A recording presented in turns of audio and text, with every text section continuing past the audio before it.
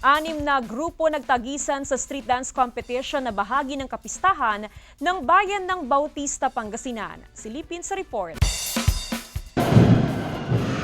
Nagpasiklaban ng 6 na kalahok sa street dancing competition na bahagi ng kapistahan ng bayan ng Bautista. Humataw ang mga kalahok suot ang mga makukulay na costume na sumasalamin sa mayamang kultura.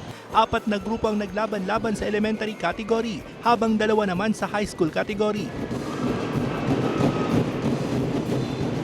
Ibinida ng mga kalahok ang mga ipinagmamalaking produkto ng bayan, gaya ng kalabaw, walis tambo at mais. Talagang pinaghandaan nila with their costume at saka itong mga backup na mga drama nila. Binigyan ng 10 hanggang 12 minuto ang bawat grupo na ipakita ang kwento ng kanilang sayaw. Iba't ibang diskarte ang ginawa ng mga kalahok para makuha ang atensyon ng mga manonood. Kabilang din sa criteria for judging ang pagiging malikhain ng mga kalahok sa paggamit ng iba't ibang props. Maganda.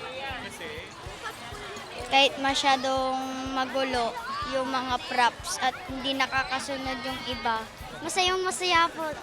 Ginawa po namin lahat ng... Ilang buwan kayo nag-practice?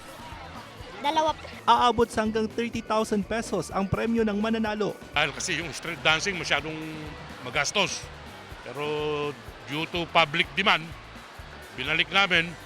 Pasalamat naman kami sa mga magulang, sa mga teachers. At ngayon nga, naibalik namin yung street dancing.